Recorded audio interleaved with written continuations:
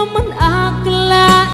Narito tayo ngayon upang matunghayan ang napakainit, nagbabaga at talaga namang usap-usapan at maraming pinakainaabangan na issue ni Ate Erica. Patuloy pa rin pinag-uusapan ni Kalingap Val Santos Matubang, ang tita ni Ate Erica, na nagsasabi ng mga sikreto at iba pang bagay laban kay Ate Erica at sa kanyang ate.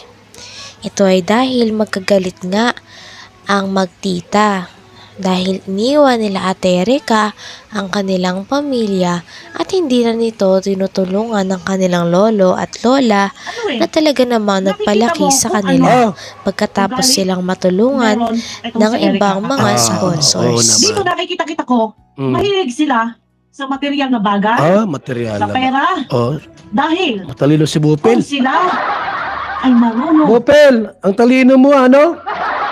Magaling talaga si Bupil mag-reaction.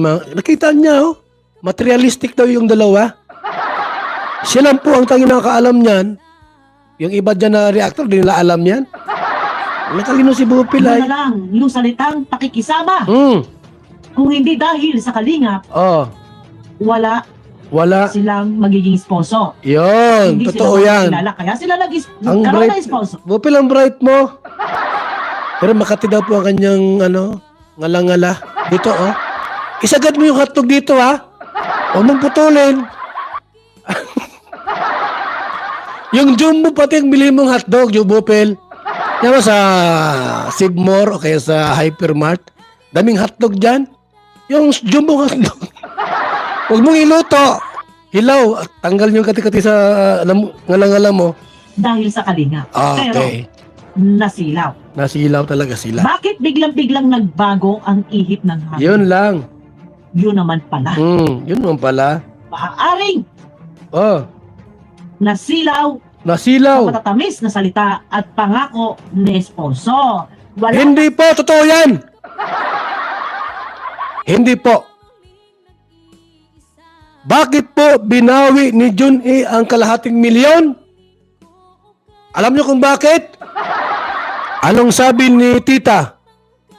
Kahut-hutang dila. Ano yung anong meaning niyan? Kahut-hutang dila, mga kalingap. Alam mo lang ipag lips to lips na yung dila ay pumulupot sa dila mo?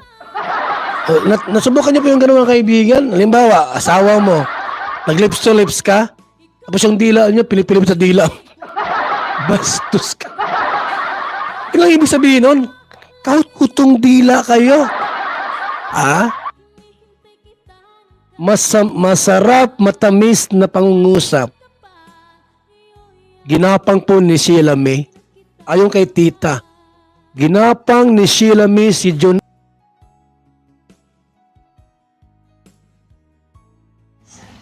Nabanggit pa nga sa diskusyon nito na kung hindi naman dahil sa kalingap ay hindi naman makikilala si Ate Erica. Kaya naman dapat nagkaroon siya ng utang na loob sa kanyang mga pamilya, lalong-lalo na sa kalingap, at hindi niya ito dapat iniwan. Dahil ito nga ang rason kung bakit siya namamayagpag at kung bakit nakilala ang pangalan niya ng mga manonood at ng mga sponsors na ngayon ay tumutulong sa kanya. Ginapang ni Sheila May si Jun E. Yung gapang na kahut-hutang dila. Mayroong pagnanasa. Alam mo yung mga kalingap, yung may konting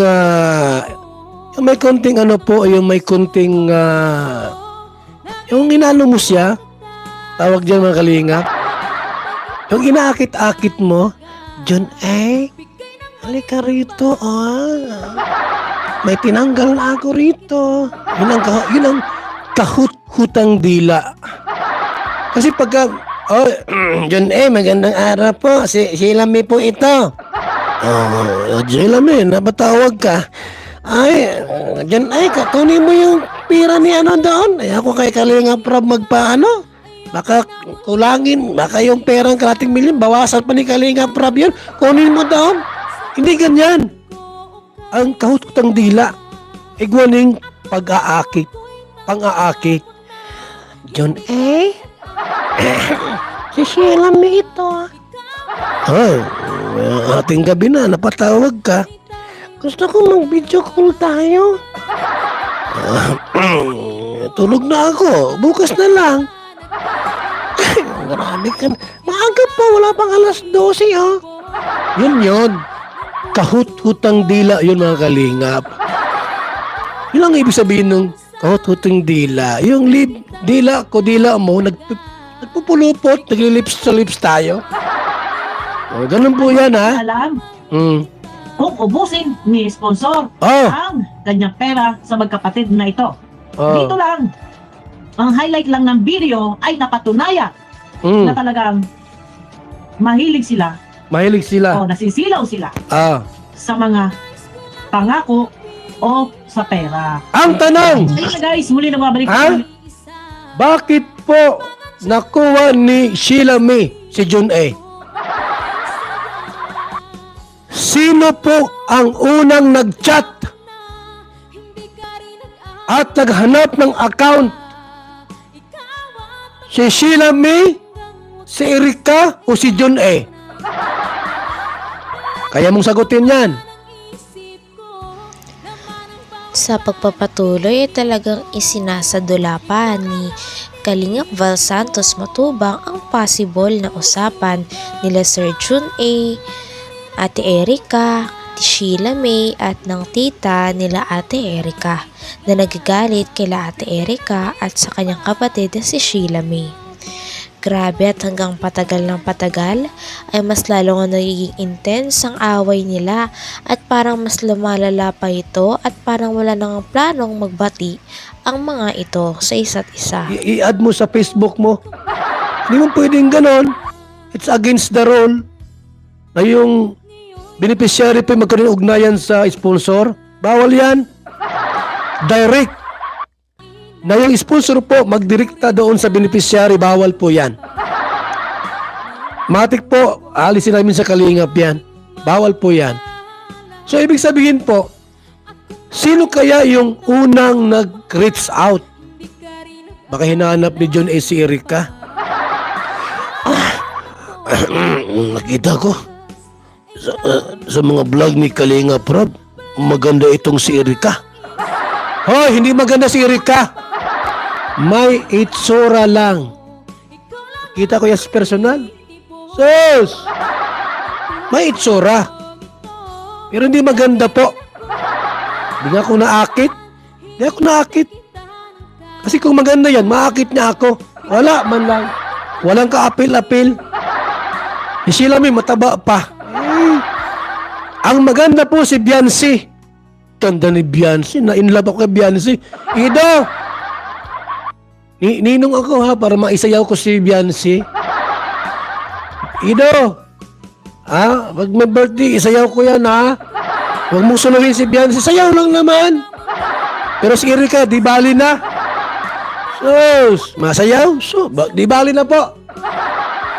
Sabi ni John, kailangan ko makilala si ano. Ha?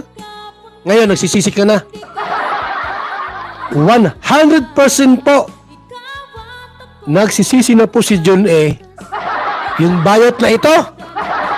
Nagsisi na po ang Kalinga po niya. Sa bahay nagmumukmok ko. Tinrider ko si Kalinga po. Ang laki-laki na gawa kasalanan. Sa Kalinga. Ay, nagsisi ka na. Pasaway ka ay. Sama ng ugali mo. Binigay mo yung pera, babawiin mo. Kung sa akin yung ginawa, may resibo, oh. Yan, oh. Resibuhan kita. Never mo nang mababawi ang pera mo. Never na never po. Wala ka na, sorry na lang. Ito. Hanggang dito na lamang muna ang ating napakainit, nagbabaga, pinakainaabangan at usap-usapan na latest issue ni Ate Erika. Maraming salamat sa inyong panonood. Hanggang sa muli. Bye!